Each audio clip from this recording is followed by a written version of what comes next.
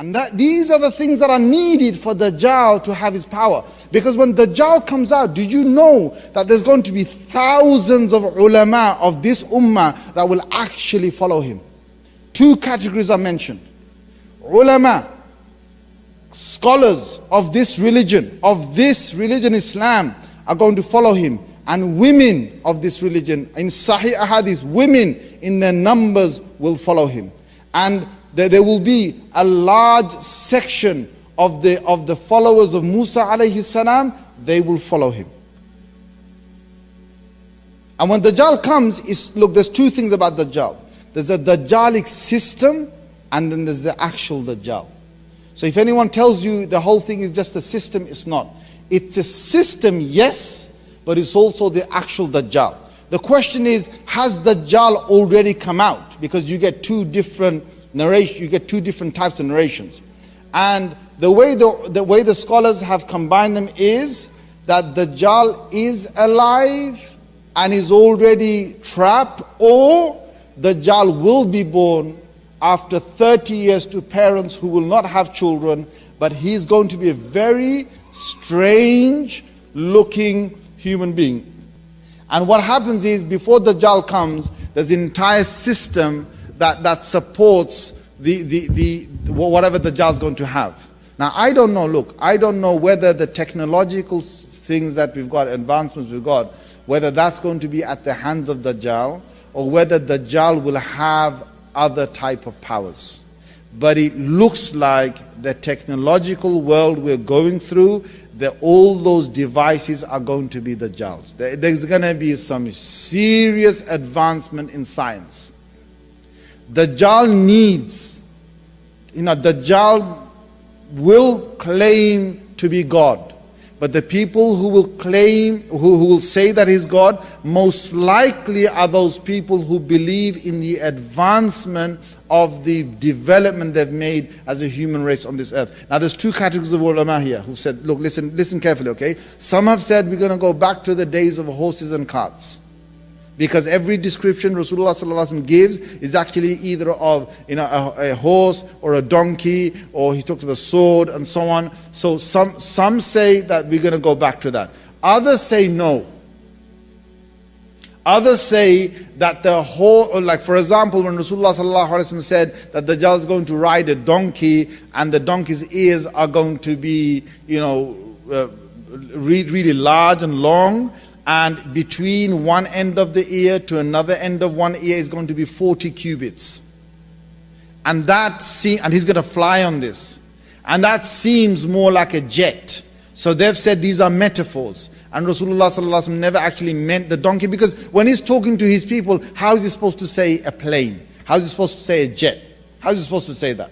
And that's why he gave these metaphors, or he spoke about it, but it's for us to understand that that's what he meant. Now again, I can't decide on this, but I am inclining more towards the fact that the technologies we've got today are all going to be in favor of the things that Dajjal uses.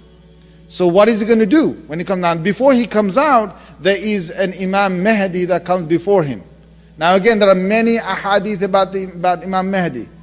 And the problem with all the ahadith about Imam Mahdi is either the hadith is sahih, as in it's authentic, but the description within the hadith about the individual Mahdi is not clear. It's obscure.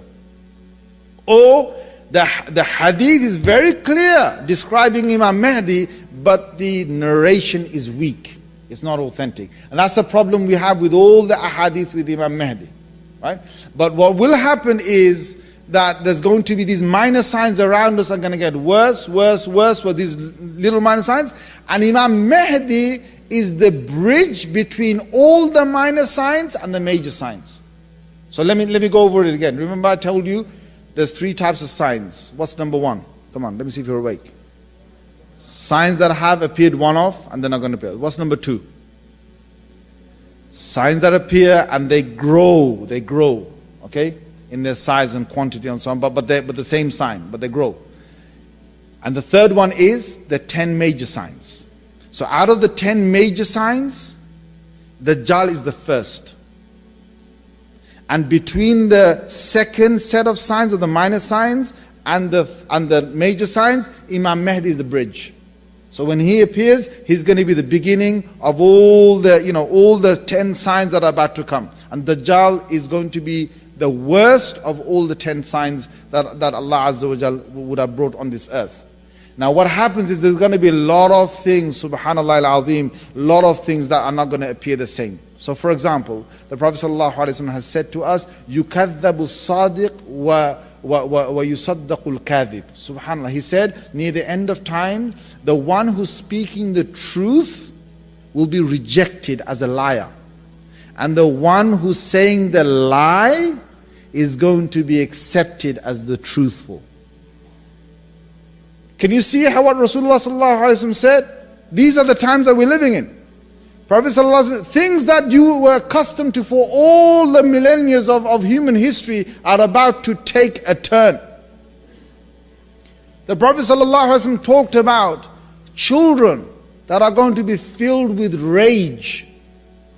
He said, Al-mataru qayda wal-waladu ghayda. The rain is going to be acidic. And the children will be filled with rage. Now you take that recipe away, you put it in your life, because before Dajjal comes, the kids are going to be rage. In fact, Dajjal is going to be a youngster. The hadith is shab. It says a young man. Now what's shab? Shab is, in Arabic, is someone between the age of 12 and 25. Most likely Dajjal is going to be someone that is going to be less than the age, just under the age of 25 or something. He's going to be a young man. And he's going to have a great influence. His description is clear in the ahadith. Where his right eye is blind, but it's swollen like a grape that has gone off. His left eye is defected, but he sees through that. Okay? On his forehead is kaf, fa, ra, but only the believers see it. Only the believers will see it. We don't know how, but only the believers see it. His neck is going to be thick, larger than the proportion of his head and his body. His body is going to be very wide, and his legs are going to be quite wide apart. Okay? And Dajjal has got this way of making people be struck with awe as soon as he looks at you. You don't want to come in front of Dajjal. And Dajjal, what are his powers? What will he do? Well, when he comes out, he's going to reign the earth for 40 days. This is in Sahih Muslim, 40 days. The first day of his 40 days is one whole year. The one day, 24 hours, is going to be 365 days. And the Sahaba were struck, they were amazed. Messenger of Allah, one day is going to be 1 year? And the Prophet ﷺ then explained, yes, he said one day is going to be like 1 year. The next day is going to be 1 month. The next day, 1 week. And then he said after that, the rest of his days are going to be like normal days. If you make your calculation of that, he will be on the earth for 1 year and 2.5 months approximately. But that one day, the first day, my God, what is he going to do? Well, he's going to fly across the whole of the world.